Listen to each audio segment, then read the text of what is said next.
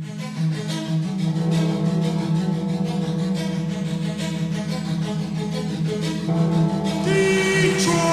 basketball.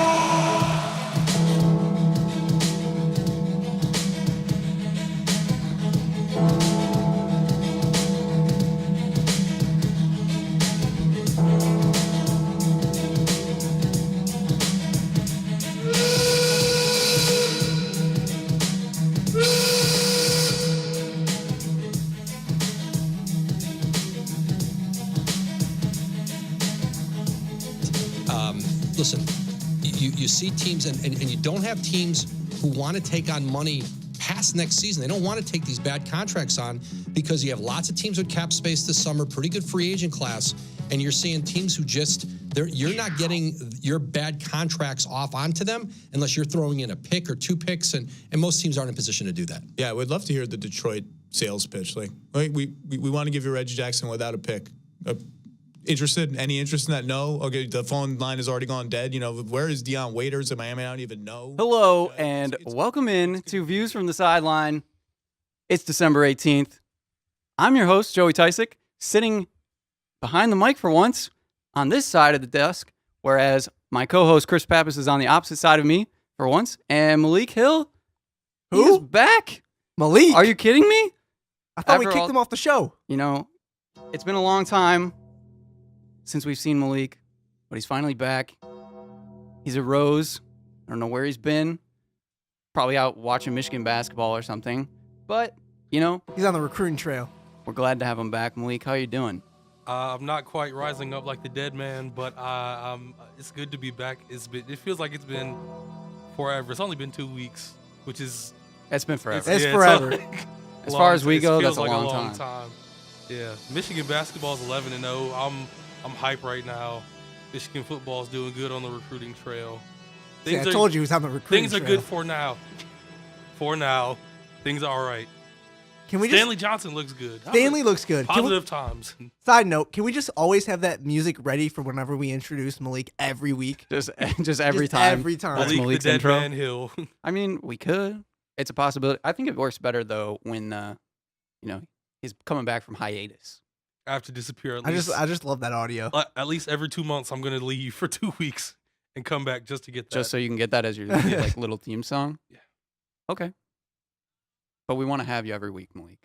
We don't want to keep missing you. I'll be here every week. It's Hopefully. lonely when Can we get that on pen and paper? It's hard when... we don't sign contracts over here. It's hard when it's just me and Chris. This is for the people. When it's just me and Chris, I'm always winning the arguments. That's true. You sound like Skip Bayless. I'm always winning. I never lost. Okay, LeVar. All right, LeVar. All right. So anyway, now that Malik's back, let's talk about the Lions. For the last time this season, definitively, this can be the last time we talk about the Lions. Do you hear that, Chris? They are cut out. Are you encouraged? We're going to talk about them next week, too. They are cut out from the playoffs. What reason do we have to talk about them? What a loss.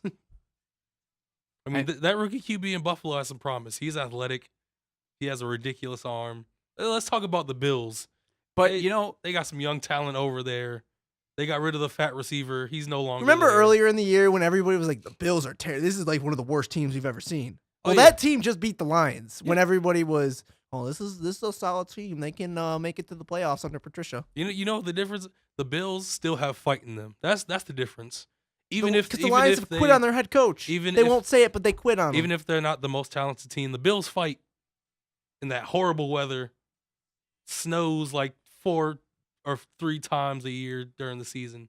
Horrible weather conditions. They just keep fighting. There was only one positive from this game from a Lions perspective. Kenny Galladay. 146 yards off 7 catches. He's special. They look good. Now we just need a quarterback that can throw him the ball. He's showing signs of being special. He's not the whole package yet. I'm not saying he's there. I'm just saying he's a special player. He's one of those guys that has that kind of it factor to him. He's not there yet, but he just has that factor to him. My favorite part about this game was that for once, Matt Prater got to slap the Lions in the face for once. Usually he's the one saving the day. And, he came up short, and we can't fault him for that. Like, they deserve it. He's bound to have one of those games. And it was almost great that, he didn't win the game for us. we can't always have our kicker winning games for us. Yeah, and I think it's time for Matt Stafford to go, even though there's not a way he can really go. I was going to say But that when we talked about it before. It's time for him to go because I don't think he wants to be here. I don't think the fans want him here. Matt Patricia keeps sucking up to him to keep some semblance of a team and some kind of chemistry together, but it's clear that it's not working right now. And you have to give a coach time to gel with the quarterback. And like we've all said, Jim Bob Cooter's still there. Right. Matt Patricia believes in him. Matt Stafford doesn't believe in this organization. I don't think he believes in this team. He needs some new scenery. Stafford needs to go down to Jacksonville. The problem is what we've talked about before, is the Lions are almost in a position similar to the Pistons. What do they do with Stafford? Pistons are in a way worse position. What do you do with Stafford? You just paid him big money. Here's the thing. There's always in the NFL. Here's the difference between Stafford and the Lions situation and the Pistons situation with their cap. Stafford at least can play. Reggie Jackson's getting paid a heck of a ton of money. He can't even play. He's not good. Stafford's at least good. There's a market for solid, reliable quarterbacks who can play well under the right circumstances, which that's where I think Stafford is. Everybody talks about how Stafford is like a step under the elites. You know what? I don't think that's the case anymore. I don't. I think he's a step under the elites, but he's still any team. If you lose a star quarterback, every team would take Matthew Stafford because he's going to win games for you. He's clutch when it matters. Now you're not going to get what you want for Stafford. What your dream scenario would be. I think he's still a tradable player. He's a step above Kirk Cousins. I'd say he deserves more money than Kirk Cousins. He doesn't deserve the insane contract he got, but he's a step above Kirk Cousins because Matthew Stafford can lead a team like the Lions to the playoffs, and he can win games for you in the fourth quarter. And that's Kirk why Cousins I think, isn't that type of quarterback. But that's where I think too, like, is he the biggest problem? Because if he's good enough to be that, then why, after shelling all this money out for him and stuff like that, to just go away from it? I understand that, yeah, it's a bad contract and it's going to hurt down the road. But for the time being, there's not much else we can do. And by the time that we get into a replacement or draft, by the time that quarterback, the next quarterback for the Detroit Lions, is up to stuff, it's going to be about the same time that Matt Stafford's money runs out, I feel like. I think it's hard to say he's the problem right now, but there's an argument for someone to say he's the biggest problem because they're 5-9, and there are some games they could have won if he came out playing like Matthew Stafford of even last year. Like the beginning of that first half of that 49ers game where the offense was abysmal. No running, the passing was doing nothing. There have been games where he's just disappeared or he's just made mistakes that he shouldn't be making at this stage of his career. Now, but that's where I take into account that maybe he's having a bad year. We saw it last. If you guys watched, he clearly is. It's not that he might be. He is. I know, but I'm just saying, like, do you take one bad year and say, okay, let's get rid of him? Yes. But I also think I think it's also this organization that's weighing him down. I don't think he has the confidence. Right, and I understand to that go a out there and do what he needs to do anymore. The fans aren't behind him. Matt Patricia is behind him, but I'm pretty sure if Matt Patricia had a chance to get a better quarterback, he would immediately. But Matt Stafford is good enough, so he champions him to try to give him confidence. But I want to draw an analogy to, so watching the game last night, I don't know if you guys watched the Saints and Panthers. I feel like Cam Newton's in a very similar boat as Matthew Stafford. Does Carolina get rid of Cam Newton? No. They're going to ride it till the wheels fall off of exactly. Him, and they have to. And that's why I'm saying the Lions are in the similar boat. Cam has had success, though. Matthew Stafford's had success. He's just as inconsistent. Cam had that one MVP We saw it last night where Cam had an MVP season where they went to the Super Bowl that year, right? That is when was that was the season where if Stafford ever took the Lions to a Super Bowl and won an MVP, he would be getting. They would ride or die with Stafford too in Detroit. Oh yeah, especially in Detroit. That's what I'm saying. I don't think there are many quarterbacks that can come into this situation and just turn it around. Cam Newton, you're right. Besides the Broncos, he had the best defense in football. That's part of building a team. Cam can't control that. He True. He benefited off what a functional front office did. The Yes. Lions don't have a functional front office. Yes. They don't. Another Exactly reason to why, my point I why know. Matthew Stafford is not the biggest problem. I understand, like, I've said it before multiple times that, I was one of the bigger Stafford advocates in the past few years. I've been also. This year I have, simmered down a little bit, and I understand that we should look into other options, but I don't know if there's anything relevant to come of it if we just get rid of him right now. Well, here's the thing. I'm all in on just blow this up and just start from the bare bottom. You have Kerryon Johnson, who looks like he's going to be a very good back if he develops, doesn't get any major injuries. Frank Ragnow looks dominant at times. Frank Ragnow looks dominant at times. Kenny Galladay is a special player. There's good talent on this roster, good young talent that I'd like to see just get the opportunity. If you add a rookie quarterback, which would be my which would be my ideal situation, is the Lions go for a rookie quarterback and draft a quarterback in this draft. Just start building, let the guys play, and see where it comes from. Because you know what? The Lions aren't going to win either way. So I think I would much rather them, if they're going to draft a rookie quarterback, to do more of an Aaron Rodgers situation Have him and sit put learn. somebody underneath Stafford, but don't do it to where he's a strict backup. Make that rookie quarterback have pressure on Matthew Stafford, similar to I the can see Lamar that. Jackson, Joe Flacco deal. Joe Flacco's almost likely to be gone next year because of how well Lamar Jackson's played. Maybe because he tilted under pressure a little bit, maybe just because Lamar Jackson has played so well. But if you put a little bit of pressure on Matthew Stafford, maybe you either get old Matthew Stafford back or you get a new, bright, young quarterback. I think they should have given Jake Rudock a chance, but they clearly, it didn't mesh for some reason. I think if they gave Jake Rudock a few more years, he might have been a guy that can just ride the ship for a few years until a rookie came in. yeah, he could have been a future Sean Hill. Shouts guess. out to Sean Hill for holding it He down. won some games. Yeah, he won a few. Yeah. Gave Calvin a few more numbers. All right, let's get off the Lions. We don't have to talk about the Lions till, I don't know, next summer when they're maybe making moves. We'll see. Let's get back into the bright spots. Typical Michigan State, staying consistent as of lately. With Malik being gone last week, Malik, what do you think about Michigan right now? I mean, I know they're in the point of their season where they're not really playing anybody. They get some easier games. Do you think they're going to stay undefeated throughout this? Or do you think, like Chris talked about last week, Penn State maybe being a trap game? I don't think Penn State is as strong as maybe they have been in the past. But do you see Michigan staying undefeated for that long? But here's the thing. Before you answer that question, the Penn State game comes right after the holiday. Is that And Penn right- State? Yeah, I believe so. I'll double check. They but played at Penn State last year, so That's the 6th, though, isn't it? Isn't that game on the 6th? We're going to find out here in a sec. Because I believe they play the Air Force like a couple nights before. So if they're going to get any holiday lag out, I would think it'd be against the Air Force in the Air Force game. If I'm right and the days are close. I think they're getting the lag out right now. That Northwestern win was a really good win for them. The fact that they could pull out a tough win, which Northwestern came all the way back, and really, they probably should have won that game, but Michigan figured out a way to win, and there are going to be more games later on where they'll have to figure out ways to win. So that was a good one. The Western Michigan game, it would have been better if they just blew them out, but Western Michigan surprised them. It seemed like they weren't ready, but once again, some guys get cold, other guys step up for Michigan. Charles Matthews, 25 and 10. Iggy Brazdeikis has a bad game.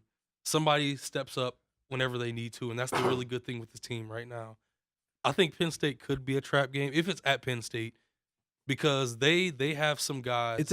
It's in Ann Arbor. Oh, okay, that's much better because they have some true freshmen that can really put the ball in the hole, and Rasir Bolton and Miles Dredd, and they have some older guys that can also put the ball in the basket. So they can't take this team lightly because they are aggressive and they will put up shots and they can get hot quickly. Although they're 5-5, we've seen teams get upset just because they take teams lightly, they let them get confidence, and it just starts getting out of control. So business as usual, they got to keep it up. And I want to talk about how John Teske has played this season. His improvement since last year has really been a shock to me. I think he's averaging 9 and 6 right now and almost 3 blocks a game. I mean, although he's shown that you can take advantage of him down low if you're quicker and more athletic than him, but he's still tough down low, and he gives them an offensive spark at times, which is surprising. So Yeah, and I think you saw that a lot starting last year in the tournament. yeah, Is where you really saw confidence Teskey, and you had a feeling that, okay, Wagner's going to be gone next year, but I think we're going to be okay with Teskey, and he's proven that, and maybe a little bit more, especially with the shot blocking ability that he's shown so far this season. I'm also hoping John Beeline goes a bit out of the 7-man rotation he's stuck with. I hope he gets Brandon Johns and Dave DeJulius into the rotation, because he said last week if anybody jumped into the rotation, those are the 2 guys that'll most likely get time. And I think when we get around March, I think he'll need a few more players to come in and take some of those minutes, because this is one of his most talented classes he's had since he's been at Michigan. And those 2 guys, they're really young, they're very talented, and although they may not be as consistent as the older guys, they can give you 6, 7, 8 minutes a game when they need to. So hopefully he stretches out to a 9-man rotation in the next few weeks. Well, now we got kind of sidetracked there when we were talking about like their schedule coming up, Michigan. So this is how it plays out. They play Air Force on the 22nd, which is Saturday. Then they play Binghamton on the 30th after Christmas, and then their next game is the 3rd, where they play Penn State. Okay. So it'll be their first game after the New Year. So yeah, they'll be undefeated going into the new year, which is probably the biggest shock. Gosh, Probably the biggest don't shock, jinx it, Malik. Air Force and Binghamton. No, I think come they're on, fine. man. I think they're fine. Come on, man. I'm just saying. I'm not gonna stress on Air Force or Binghamton. Can we grab that audio in case they lose? Sure, I guess. Do you know how Come big? on, man. You know how big of Come a on. you know how big of a shock that would be if they drop one of those games. Yeah. Just saying. They're one of the most shocking and strongest teams in the country right now. So it's expected that they win those games and go into the new year undefeated. It's expected. Yeah, I don't think their big game is till they play Maryland after Penn I State. think it's Indiana. Indiana. I'm getting all the teams. Yeah, it's mixed up. Indiana. Okay. Indiana's 9-2. That's Sunday game. I think January 6th. I think Indiana's a little bit overrated at the moment. Everybody's falling in love with their young talent and Romeo Langford. They'll drop some games, but you can't ignore the talent. Right. No, they're- yeah, they're- they're definitely a good team, but I feel like Michigan should be able to handle business. Yeah. So hopefully, They really don't have too much competition on their schedule. I mean, we talked about this last week. They don't have that too much on their schedule competition-wise. After Indiana, they have Wisconsin. That's number 16. Wisconsin always gives them a fight. Ohio State will give them a Ohio fight. State's really the next one on their schedule that's going to give them any fight. Yeah. I would really love to jinx it right now, but do you see any way that this team goes undefeated? They're for the going season? undefeated. Yep, they're going undefeated. I just want to say it. I did too. They're undefeated. Any you- way do you that this think that team there's- goes, Do you think there's a good possibility, like over 50%? Do you think there's a good possibility this team goes undefeated? no, because Over 50%. for a they go team to undefeated go now. undefeated, historically great regular season teams go undefeated, and I don't see this team being historically great in the regular season. I see them being really good and them getting a top 3 seed in the tournament. But you're talking about teams like UNLV in the early 90s, that Kentucky team with 2 starting 5s a few years ago. Those are teams that are legendary in lore. So I don't know. I don't see them. I don't believe so either. I just wanted to get your guys' opinions. Honestly, I see them dropping 4. It would be crazy if they just lost 4 games. I'll say 5 losses. I think the games when they got to play Michigan State, I think that's gonna be really Yeah. tough. Those Because those when they- rivalry games are going to be really close. I think at Indiana, it's going to be a loss. Oh, it won't be easy. I think It it'll be won't a loss, easy. honestly. I think I'm penciling in a loss. Honestly, There's going to be games that they lose on their Yeah. schedule. They're not going to go exactly. undefeated. So I'd rather them get a few losses out early in the season, figure things out, get your rotation set, and then, like it always happens with John Beeline in March, the team hits a swing and they really start getting the full momentum going. Yeah, I would like them to experiment, kind of like you said. I would like them to experiment with their lineup and see if they can get a little bit more depth so that going into the tournament, they can save a little bit of these guys' energy and then maybe go back to a 7-man rotation later in the tournament or something. Yeah. But you got to find out what other talent you have on the roster. But looking at the rankings, Michigan right now is now 4 in the rankings. They got to move up as Tennessee beat Gonzaga. So Gonzaga falls, and Tennessee moves into the 3 slot. Me personally, I don't think that Tennessee has enough to be ahead of Michigan Tennessee being a one-loss team, Michigan being undefeated. Yes, Tennessee beat Gonzaga, but I don't know if that's enough to put them ahead of Michigan. Do you guys think that they should be ahead? Tennessee is top-heavy in terms of who their best players are, and honestly, they might be one of the best teams in the country in terms of having top-heavy talent. Admiral Schofield and Grant Williams at the 4 and 5 are almost in the SEC. They're almost unstoppable right now because of how versatile they are. Admiral Schofield was dropping NBA length threes in Gonzaga's face in the last minute of the game. Dropped 29 points in that game. Exactly. Grant Williams now can step out to the 3, but he still can get buckets down low, and they're both tough down low. Yeah, they're a really good team. I don't read that much into the polls early in the season, so it's cool that Michigan is 4, Tennessee is 3, but the rankings really don't mean that much to me right now. Come on, Malik. I want to know if you are angered that your Wolverines are getting ousted already in the rankings. It's just the rankings. It's not like they're ousted. In the words of Aaron Rodgers, relax. Oh, RELAX. I like it. All right. Relax. But on your point of, do you think Tennessee should be ranked number 3? I don't think so. I think Michigan should be ahead of them. I think Virginia should be ahead of them. And I think it's a toss-up between Nevada and Tennessee. I think that's where I stand personally. Yeah. I don't understand it necessarily. That's the only thing. It's just kind of baffling that, okay, you beat Gonzaga, who typically people already underrate to begin with. So you would think that Tennessee beating Gonzaga isn't that big of a deal, and that Tennessee already has a loss on the season. Granted, it was to Kansas, who's number 1 right now, number 1 at the beginning of the season as well. But I don't know. It just was weird. When Michigan actually has some quality wins, they beat UNC, they beat Villanova, who is not as good as everybody thought, but they're still Villanova. Yeah, they're still a good team. So I don't know. It's just like a little thing. Obviously, the rankings don't matter, but it's cool to see. It's a little confusing to me. Meanwhile, Michigan State still number 10, and Nick Ward again looking really good this past week. He's got to keep it up. He's got to keep it up, though. I know that's the scariest thing is his consistency and his minutes, but his efficiency in those minutes has been really good lately. Well, so I really hope that he can keep that up. Do you know his rebounding totals over the last few games? Either of you? Not that good. But we talked about that last week. He's not that kind of guy. But it bugs me to be the biggest dude on the court and he can't grab boards. But Michigan State he's not that type of athlete. Doesn't matter if you're not. You can box out and get a board. True. So Malik, it's also effort. Malik, this is what I argued last week: is that Michigan State is built to have spark plug players on their team. You got the Xavier Tillmans. You got the Kenny Goings. He puts in a lot more effort than those are the Nick guys Ward that are does. going to go get you rebounds.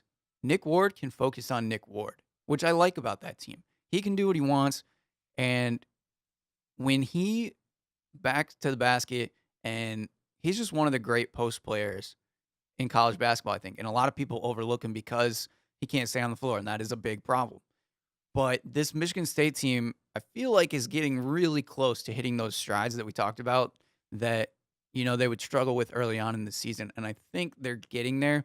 Cassius Winston, Jeremy Langford, and Nick Ward, those 3 are very, very good players, and they keep growing together, and they're playing really well together. So I'm excited to see where this team can go, and that's why I'm super excited about the Michigan State game this year. Yeah, they are looking really good right now. They're doing what they should do. I think Xavier Tillman might be their most important player because his effort is almost invaluable. I mean, what he does rebounding, and he's improved in the post too. If you give him the ball, he can get you some points. So he's improved a lot. I think what Kyle Ahrens is doing is really really helping that shown team. that he can play. Although they still have a few depth questions, what he's done in that Florida game, hitting those big threes, getting that dunk in the last few seconds, he's playing a huge role for them. Matt McQuaid is still a little hurt, isn't he? I think so. He's a little banged up. Yeah, he's going to have to play a big role too. Seeing where they are in a month or two is going to be really interesting because, like you said, they have their big 3 of Winston, Langford, and Ward. Tillman is going to keep his energy up. Will Ahrens and McQuaid keep up what they're doing? Because they really need to. Yeah. Also, the freshman, a few of the freshmen are looking pretty good right now. Yeah. And I think Aaron's actually kind of reminds me of a Brandon Dawson, or that he could become that kind of player where he's just kind of an energizer kind of guy. And although I thought Brandon Dawson could have done more in college, Oh, yeah. I think Aaron's has that same potential, that he's kind of that athletic guy that can knock down shots, and, he can be a key factor for this team. So I'm really interested to see how far they can go, because I feel like this is the year where for so many years Michigan State is kind of just flubbed in the tournament, and it's because they have such high expectations. This year they have fairly low expectations as far as Michigan State goes. And they're being overshadowed by Michigan's success, Right. which plays a big factor, in my opinion, when it comes to Izzo teams down the stretch. They kind of just, you don't think very much of them until they get to the tournament, and they just kind of blow the doors off. Yeah, he's back to having guys that actually need to prove themselves. Like, we've talked about it a couple of times too, where, these past few years he's had like top level talent. Miles Bridges, Jaren Jackson, these big recruits, and then they're one and done or two and done. And that's not an Izzo type team normally. Now he's back to these guys that have really bought into the system. I feel like they have to grind a lot harder to Commit show what long-term. to show what they're really made of. So it gives them that extra edge to this team, which I like to see. So I think they can actually do something this year. I as think a it helps with surprise to chemistry many. too. I mean, maybe I'm grasping at straws, but I think when you're in the trenches with your teammates for a longer period of time, you go through the highs, you go through the lows, you build a stronger relationship, and you want to fight, you want to play harder, stronger, and win more than with a guy that is going to leave and go for the cash in the summer. You know the ins and outs of each other. You know the ins and outs of the system. You know what Izzo wants from you at every moment. Yeah, this has the signs of a Izzo Final Four team. Not this year, a year or two from now. This could be a team that can make a national championship run. But I think they can make a good run this year, and I'll say kind of next year, I show think people. I think Actually, next yeah, year, next year. I maybe. think next year will be the year. Yeah, no, I agree that they still probably need one more year, but I think this year they will show that they're back to being Michigan State basketball that everybody knows and loves. And that just makes the rivalry games more excited. As we know, I'm not super partial to one side or the other. I like competitive games. Then why are you a Lions fan? What? So then why are you a Lions? If you like competitive teams, you like competitive games. I'm talking in general? about Michigan and Michigan State, I'm just Chris. saying Don't in get off general. I'm topic just saying here. in general, Joe. The Lions Chris, are that the was a Detroit. stretch. Uh, Lions are the That was Detroit a big team. stretch. most of the things I say is a stretch. That is correct. Why do you like the Pistons, Chris? I know I cheer for bad teams. It's just what it is. There we go. Okay, Pistons, Jets, Lions. so last thing I kind of want to talk about college basketball-wise. With Michigan and Michigan State kind of leading the charge, right now the Big Ten has, I think, 7 schools in the top 25, which is the most out of any conference in NCAA. Do you think that that's just early scheduling, or do you think the Big Ten is actually back? Chris, you look like you have an answer. I want to say this, but I feel like I'm going to get ridiculed for it. I think the Big Ten is the best conference in college basketball, Okay. especially Malik? this year. Malik, what's your response? Right now, honestly, I'd have to agree. Because even when you look outside the top 25, you have a team like Northwestern who's playing good basketball right now. Chris Collins is honestly one of the most underrated coaches in basketball, and that they could be a tournament team. And Maryland's even been ranked. in and out of the 25. Maryland, they had a down year last year. They got some talent this year. They can make a run. Purdue is kind of down, but they're still a good team. Iowa's Yeah. been a big surprise this year, I think. Major surprise. Yeah. Yeah, I mean, See, right now, they're the most well-rounded team in college basketball. There may be another conference that may be more top-heavy, but this conference, overall, this is a really good conference. yeah. Even the teams like Rutgers have a few good wins. Yeah. Yeah, I'm always excited when it's not all ACC in basketball, because a lot of the time the ACC is just the put on another the monster. tier Well, Yeah. and in I college think basketball. national media wise, I think it still is put on that just Right. tier above that, just because of the hype. ACC and Big East. Yeah, and those just- were the two. And I think monsters. especially this year with all the hype coming in for Duke and that freshman class, regardless of whoever plays in the ACC, since that team gets so much attention and so much national media and even credibility for stuff they haven't even done yet, the ACC will just be known as, oh, that's the conference. I think that near the end of the season, the ACC could possibly still sneak up and be the best because they have teams like Clemson, and even though Boston College hasn't been strong yet, I think they're going to get a lot better later in the season. They've got some solid teams out there, and they're top heavy. So yeah, I'm just glad to see the Big Ten kind of coming back to form in basketball because a lot of people forget in the middle 2000s or so, the Big Ten was pretty strong. Ohio State was really good back in the day. Illinois was really good. Michigan State was super dominant. Indiana, yeah. Michigan wasn't dominant yet. They were still kind of down, but they were on their way towards the end. They were figuring things out. I mean, they were more towards the 2010s and stuff, but they were getting there. So I'm excited to see all of that. It still bothers me that Maryland is in the Big Ten, honestly. Seeing Maryland not playing ACC basketball kills me inside. Yeah. That's how it is. It's a little contracts, awkward. Money. Yeah, that's how it goes. Well, it's a business. Yeah. From positive basketball they ruin the Big East to the most confusing team in the NBA. Let's talk about our favorite subject, the Detroit Pistons. It is our favorite subject. But the most confusing team in the NBA? They're coming off. They lose 6 in a row. Their most inconsistent team. I wouldn't say confusing. I would consider that confusing. Inconsistent and confusing go pretty hand in hand for me. They lose 6 straight, and then they beat the Celtics, and then they lose to the Bucks. The Bucks are class. I know right now. The Bucks are better than the Celtics right now, but just like the Celtics and the Bucks are similar talent level, and you play really well against the Celtics, and then you just I don't even know. They played well against the Bucks too to finish off that game in the second half. I mean, their shooters finally started hitting shots. Stanley Johnson apparently is a 3-point monster now. He's getting up his trade value. But he had I believe it was like 4 second half threes, all hit the bottom.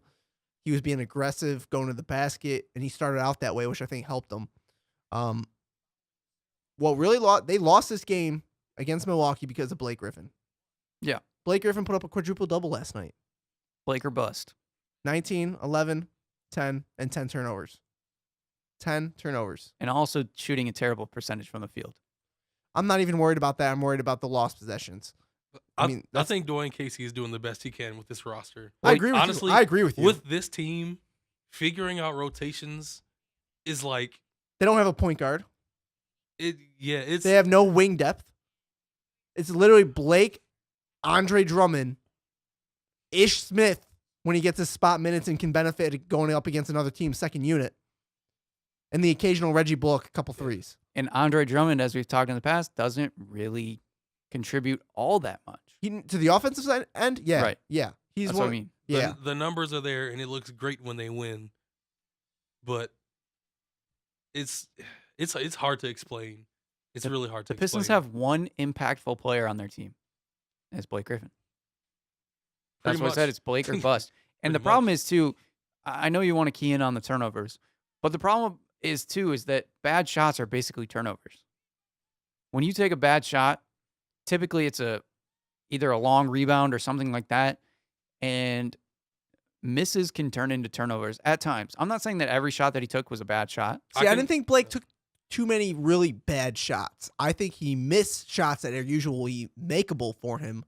But there were other situations where he could have dished the ball off to the corner to a shooter, but the shot he shot wasn't terrible or awful. I can somewhat handle his shot selection being spotty sometimes. If he doesn't get going, then the best chance you have is Blake Griffin getting hot or even just get going on the offensive end. And honestly, him taking bad shots sometimes. I think that's what got to Blake's head last night is he you could tell in the second half when they came out at halftime, he was a little bit more aggressive hunting for shots and maybe shooting probably a little bit lesser quality of shots. And just to get himself going. He wanted to win that battle with Giannis.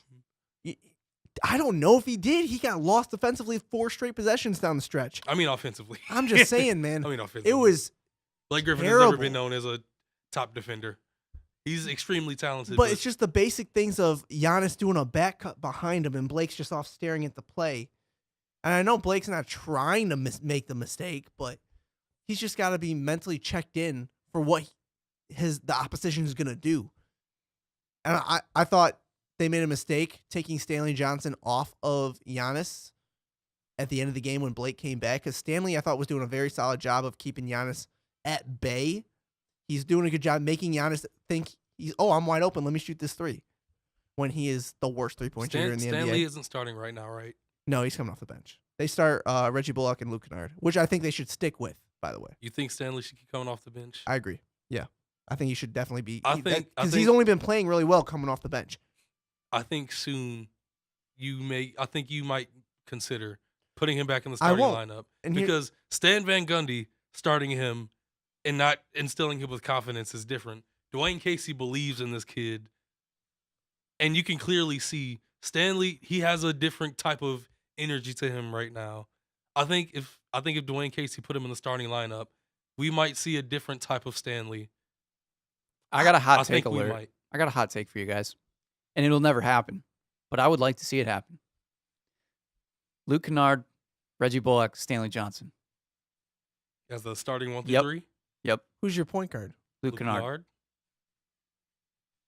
It won't happen. I'd like to see that. It won't happen. I'd like to see that, though. But you'd have more playmakers. If they could get away with trading Reggie for a role player or just a bench player, a bag of chips.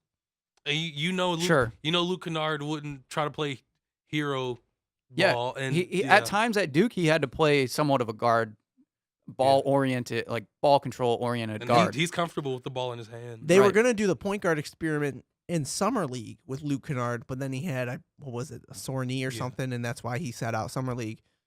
I mean, I wouldn't put it past Dwayne. Maybe try it out for like a lineup during a game where you should win. I would say it as a last defense to try to see what Kennard and Stanley Johnson have. I don't know. At this point, it doesn't matter to me. If I just don't see Reggie Jackson in a Pistons uniform again, I'd be happy. Well, honestly, they're not making a playoff push. No. So why? Wait, what? Yes, they are. So why not start Luke Kennard? They are making a playoff push and have Stanley at the 3. Stanley is giving you the best that he has right now. Right. He's playing with great confidence. They're the 6th seed in the East right now. What do you mean they're not? Listen, they're ahead of Charlotte and Orlando. I'm not saying they're the Pistons class aren't making the a playoff push. Making a playoff push is making a push to the playoffs, not a push in the playoffs. Well, they're not making a push in the playoffs. Okay. All right, then I'm fine with that. They're not going to win in the first round. Depends on the matchup. They're lucky that right now they would play the Pacers. I barely even see them pushing a team to 7 games. Except, never mind, they would lose to the Pacers because they have Victor Oladipo and the Pistons can't guard guards. Well, I think Oladipo's still out with the knee tendonitis, and that's a big deal. Didn't he come back? That's why they're on their 7-game win streak? No, I thought they've been winning without him. No, I thought they won their first game with him back. You might be right. And it was like a big ordeal. You might be right. But they're still winning. But Joey, I agree with you on this one. Yeah. Why not take this chance? Why not? Because I'm a smart person. I'll say it here first. Put your talented, of course you would say that. Put your talented and relatively high draft picks in the starting lineup together. See what they can do. Obviously, there are going to be some losses in there, but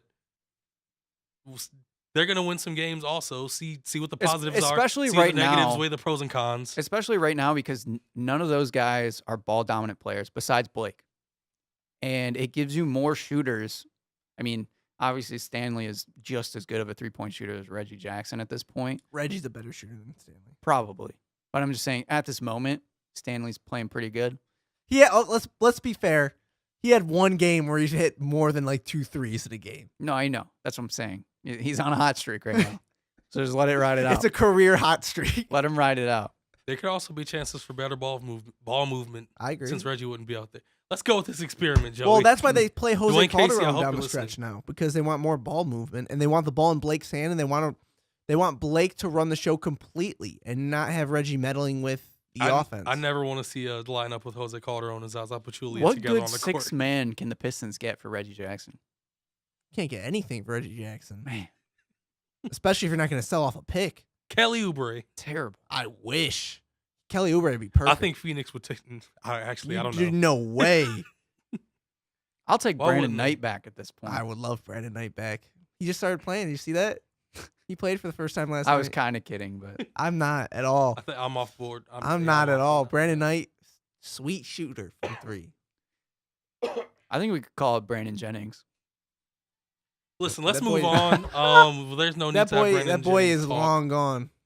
Anyway, we'll get in touch with Dwayne Casey and we'll see if that lineup will work. We'll send him an We'll get email in touch. or something. Okay. Yeah, I think so. Why not? You don't think he'd listen to us? I think he would listen to me. All right. Well, anyway, so big trade alert Big? this past week. How big are we talking? Trevor Ariza. I hope all the letters in that big are lowercase. Trevor Ariza. It's a big trade. Not big, big. Trevor Ariza going back to a former team that he's already played for, the Washington Wizards, acquired from the Phoenix Suns, who traded away Austin Rivers and Kelly Oubre, who then the Suns decided to waive Austin Rivers because he's got a big contract. So Kelly Oubre for Trevor Ariza basically, and to get off some of payroll. But my biggest thing was the trade that first happened, the 3-way trade. Poor Marshawn Brooks. He Grizzlies- thought he might have value. The Grizzlies were involved with this trade originally. The Suns, Wizards, and Grizzlies had a deal in place, and the Suns had the idea, or was it the Wizards? The Suns were gonna get The Brooks. Suns were gonna get No first name. who they thought No, for The Brooks. Suns no were first getting name. Brooks. they happened to think, because Memphis has Dylan Brooks, who is a young, talented player, and Marshawn Brooks, an aging player that's been around. And He's like the poor man's Jamal Crawford right now. I don't even No, know if I he's give not him that even much that. credit. No. Jamal's 38. and Jamal dropped 14 assists the other night.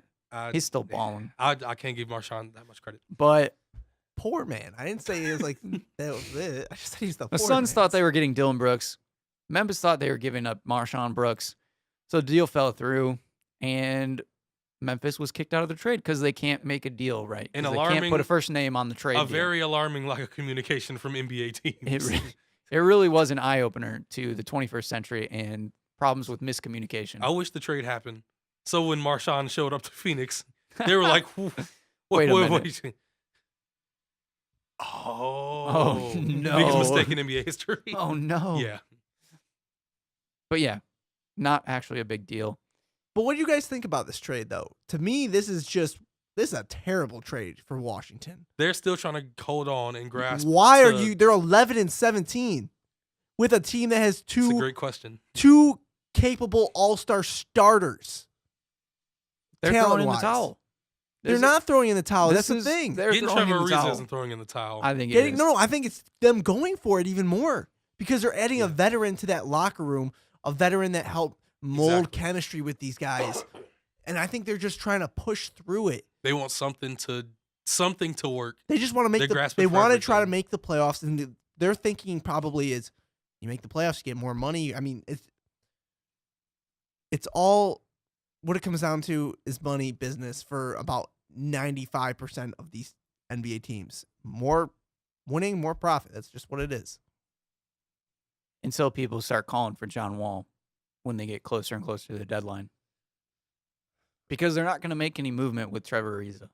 See, I want Bradley Beal really bad in a Pistons uniform. That's why I didn't like this trade, because I was like, now they're going to try to hold on to him even longer. At least give it a shot. I don't know, though. It's weird because they're giving up young talent. Yeah, why would you give up Kelly Oubre, who's been playing decently well over these last couple of years, kind of finally starting getting into his own little groove? He was a sixth man for this team. He is shooting the ball better, super athletic, finishes well around the rim. He could get better defensively, but he has the physical tools to be a solid defender. So I don't know why you give up on a 23-year-old Kelly Oubre for a 33-year-old Trevor Ariza, who his athleticism has declined over the last couple of years. Extremely. He's still a solid three-point shooter. He's a solid defender, but he's nowhere just near. 3D. Yeah, He's not Trevor Ariza from 2 years ago or 3 years ago. And I think he was hidden a little bit when he played in Houston last year. Yeah. And I feel like he's a little bit overrated in a lot of NBA front offices, Yeah, he has major respect in the NBA. especially during this offseason where a lot of teams were kind of looking at him, trying to figure out where he was going to go. And then he just, I mean, I can't knock Trevor Ariza. I mean, he collected his $15 million and got traded right. to a playoff team. For sure. Or maybe a playoff team. But I don't know. Because originally, a lot of people thought he was going to go to the Lakers. Because And the owner was like, "No, you're not going to the Lakers," and that's why that deal didn't get done. Yeah, that would have been a win-win for Trevor. I love how everybody's against the Lakers right now, because they're starting to talk more and more about how the Lakers are looking more and more like they're gonna have issues getting somebody this free agency, and that their only option could be Anthony Davis. I think it's funny. I heard too that Brandon Ingram is probably going to be that young piece that they attach to any potential trade for a star, because Kuzma has been just outplaying him completely. Didn't they take Brandon out of the starting lineup too? I believe so. Because I think it's Lonzo, Josh Hart, LeBron, Kuzma, and JaVale. Yeah. Yeah, Brandon Ingram just really hasn't even... He hasn't... I thought he would complement LeBron a lot better than he has. He's not, though. He's kind of counteracting. He's trying to attack too much, maybe when he should defer with LeBron running the offense. And Kuzma plays well in that role. Yeah. Do you guys see any other deals coming down the line at all anytime soon? Or do you think teams are going to wait longer and wait more close to the deadline? I think we'll see deals throughout heading into even the deadline. I think we'll see a deal before the month closes. You think there's a chance a Kemba deal could happen? That's going to happen. If a Kemba deal happens, that's going to happen closer to the deadline to see, because Charlotte right now is in the thick of the playoffs. They're not going to look to move him when he's having a historic year in Hornets franchise history. Yeah, and Michael Jordan really wants to re-sign Kemba. And regardless of what you could get in return, the amount of buzz he's creating for the team, pun intended, is really, really something. Yeah, I don't think Kemba will. It's going to take almost somebody to over-offer for Kemba. A Godfather offer is what it's going to take. Yeah, because Charlotte wants to keep some sort of noise in that arena. Michael Jordan doesn't want to be that owner that, in previous years, everybody's like, Michael Jordan's the owner. Well, they should be an amazing team. I think Charlotte is a team you could watch on, when it comes to trades, on both sides of the spectrum. A team that's going to sell off or a team that's going to buy in, depending on where they end up as we get to late January, early February. If they're still in that 7 to 8 playoff range, I could see Michael Jordan and that Hornets front office go all in and maybe trade for a Bradley Beal. Say, hey, look, Kemba, we actually got you a star here, especially when Kemba's going into his free agency period this summer. Look, Kemba, we got you a star. Brad signed for 2 more years after this. Why don't you stick around? It makes it way more appealing for Kemba to look at Charlotte and say, okay, they made an effort, because he wants to stay in Charlotte, but he also wants to win. That's what it comes down to. Yeah. Malik, we talked about it a little bit last week, me and Chris. Do you think the Pistons will do anything? They're supposedly one of the biggest buyers right now in the NBA. With Sacramento and New Orleans. Yeah. As some of the teams that are really trying to push to make a playoff run, which we all know the Pistons are not actually going to do. But are they going to try? Do you think there's a possibility that the Pistons make any significant moves? Or do you think they're just going to have very horizontal moves? I really don't see them making any significant moves. Honestly, the Blake Griffin thing might have been their significant move that they made. So anything else, probably, horizontally, they'll probably maybe trade for I don't know, a young scorer. Do you go all the way to the point of nobody's safe except for Blake? Yeah. Yes. Okay. 100%. I'd like to think Luke was safe, but I don't think Luke's safe not either. safe. No. I wish he was safe too. He's not. But Because he's their only real, that along with their first round picks are their only real asset. I'm still not opposed to them dangling out Andre Drummond. I'd Just to see. Package Andre and Reggie and see what happens. I would Right. like it. See what you can get. I mean, what about Kevin? It would be really bad. The days when Blake and Kevin Love's contracts come to an end, that would be really, that team would be terrible. But Yeah. Blake and Kevin Love for this year or next year, I think that would be a nice front lineup, It's hard, though, with Kevin Love being injured this year. He's coming back. And he's coming back, I know, but I don't know. That's always spooky for a team that's trying to... It's true. make a run. It's a risky move. Yeah, that's like a bigger risk. I wouldn't be able to pull it off. Like I wouldn't want that on me because Drummond's still a young, improving center, top 5 center in the NBA. I wouldn't want that on my resume. I would just like to see what they could get for Andre, and just know what maybe some of the offers would look like, and just kind of dangle it out there because I feel like he's at one of his peaks as far as trade value right now, and I think. If the team really wants to make a push, they could do without him.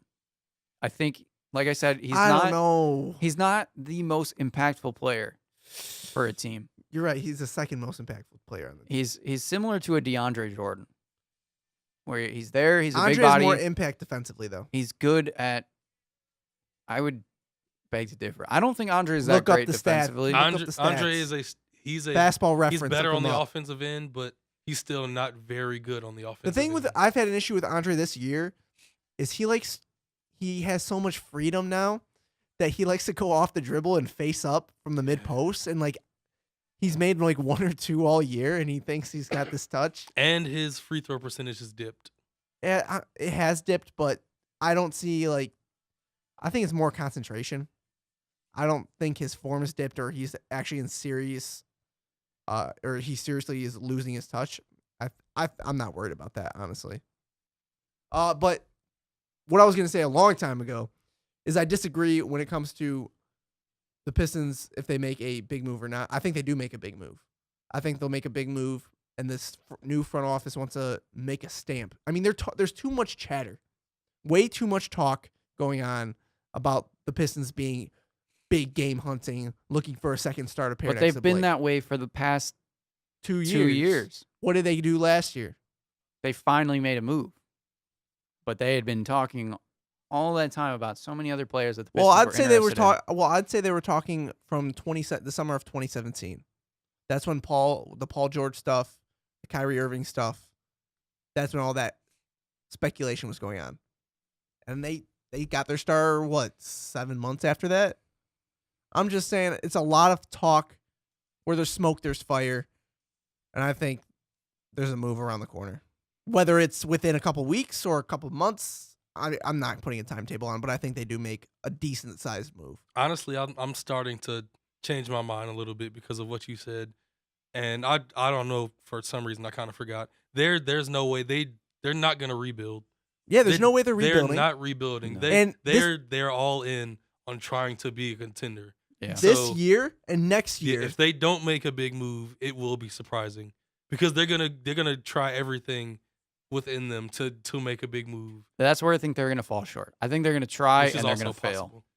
Well, unfortunately, I would love to see it. No, I would love to see something. Or happen. they'll make a move that'll completely mess them up for the future, trying too hard. This year and next year are your best chances for any winning with this current roster, because Blake Griffin is at the peak of his career right now, and he's 29. This is the top of his prime. This is it. I mean, I think he could carry on a little bit longer and kind of just waver at that line, but he's not getting better. I think that where we're at right now is the best Blake Griffin we're going to see. Yeah, you got to take advantage of it, because he is a bona fide star right now. You can't tell me he's not. You can't tell me he's not an all-star. You can't tell me he's not an all-NBA player, because he is. They don't have any help surrounding him. All right, that's enough Pistons talk. We won't see everybody until after the holidays. That's crazy. But the NBA does a great job during Christmas time to play games all day long. It's one of my favorite days of the year. Yes. Mostly because of that. Let's see how disappointing the uniforms are this year. What game are you guys looking forward to the most? I don't even know the matchups. Okay, I'll go through.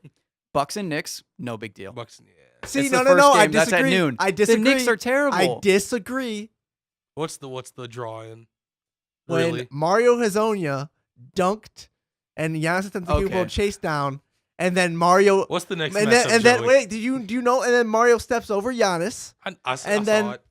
And the Giannis famous is going to quote. poster Hezonja in No, this game. listen, the famous They're going to quote. ride that all the way to the Christmas Day That's the matchup. only reason I'm excited for. It's going to be promos with Mario Hezonja. Yeah, That's the what you're only, saying? Should. That's No. the only thing. The Well, and only Giannis is thing. the Next MVP. matchup. At 3 o'clock, we have the Thunder and the Rockets. The fact that they still have the Knicks in primetime games. Okay. That was I don't know. It was dumb. Yeah. Thunder and Rockets, 3 o'clock game. Although James versus Dude, that's a Russell, great yeah. match. The Thunder have picked it up recently. The Thunder picked it up. The Rockets have picked Yeah. it up a little bit recently. Still, it's I think that's a those great teams, matchup. Those That's, teams annoy me. that's a staple matchup. That's Russell versus James Harden. You got Paul George. That's so much star power in that game. Malik, you're sleeping. You're hating. Russell Westbrook I getting am a into a lot hater. of fights I am lately. a Yeah. hater of those two teams. That's fine, but you can't deny it's not a good matchup. Solid. 5:30, Philadelphia 76ers versus the Boston Celtics. That's a That's good a good matchup. game. This is where we have two back-to-back, the best games of the night, of the day. Philly and Boston don't like each other either. That's No. another thing you got to remember. And they're two of the top teams Yeah, you can, in the yeah. East. Although their records don't show it necessarily, they're But they right will there. be at the end of the year. Right. And then I think the matchup everybody's looking forward to, why it's at 8 Lakers. o'clock, Lakers versus Warriors. Cannot wait. It's always exciting to see LeBron against the Warriors. I love when the Warriors beat up on LeBron. The Warriors don't excite me anymore. I That gotta kinda rock my- scares me. I got to rock my Lakers LeBron jersey that day. It really upsets me how much. Like 3 years ago, watching the Warriors was amazing to watch to me. How It's- that team flowed. Well, here's And Steph Curry at the top of his game, Draymond at the top of his game. Like it seems like it's almost the end. It's not cool. what ruined it for me. I loved watching the Warriors. When Kevin Durant joined them, that ruined it for me It Why? ruined it somewhat for me, but because he ruined the game. the addition of KD hasn't ruined it for me. It's like they're It's not they're not fair. the same. They have It's- two. They have two of the top three. Well, teams Chris, let in me the tell you NBA. something. Life's not fair. We get real on this podcast, Thank you, ladies Dad. and gentlemen. Anyway, you can continue your statement. That was it. I Yeah. like watching the Warriors. I understand like they get the flack and the hate and stuff. I understand that. It is annoying to see the same teams every year in and out. But the way that they play basketball is so exciting, and that's It why I is. like watching them on national I television. also think Clay is inefficient now. I think Steph has really bought into what people have made him. He's more likely to chuck up 12 threes and hit like 4 of them, but people are just fine with it. He's more likely to go for the flashy play. I think Draymond said he was just like focused on winning Defensive Player of the Year. They've been a team that's And, really kind of yeah. forgotten about the regular season. And he's crying about shut up, Draymond. And KD is playing like KD, the second best player in the league. right. So it's a weird team. It's a really weird team. Yeah. So it'll be a good matchup. Then the nightcap is the Trailblazers versus the Jazz. I I feel like like it. isn't They're that both- every year? I They're like both it. good teams. Wait, isn't Trailblazers Jazz every year at 10:30 Not on on Christmas? Christmas. I thought it was. I don't know. I think the I don't Blazers. usually see the Blazers Jazz are on always Christmas. on the- Christmas. Yeah, the Blazers usually do get a game though, but I that don't think it's 10:30 always against the nightcap. Jazz. Yeah, it's probably. I think it was the Clippers or something last year. or something Probably. like I'm that. interested in that game. But yeah, I love I being like able Donovan to Mitchell. I like watching. wake up Christmas morning, open some presents, hang out with family, pick out on some food, and just watch NBA basketball the rest of the day. Sounds amazing. It's pretty great. I'm looking forward to it. So hopefully we'll have an analysis of some of those games. If anything comes of it, we'll see. And not really sure. We'll have the bowl game stuff going on next week too. Yeah, next week we'll talk about bowl games to make sure that everybody's ready for the college football playoffs and things like that. Everybody's favorite time. And even the New Year's. It's a holiday season. I'm excited. New Year's resolutions for our Oh, favorite stop sports it. teams Stop next it. year. Oh my We- New god. year, Are new we me. doing it? New year, New year, me. new Pistons. Let's get it. Maybe we should. New year, That's new not a- Lions, Joey. Best joke of the year. day. But yeah, that's a good idea. But that's our show. Views from the sidelines. We'll be back next week. Chris will probably take his chair back, I'm coming back. but we'll see you next time. Deuces. The dead man has returned.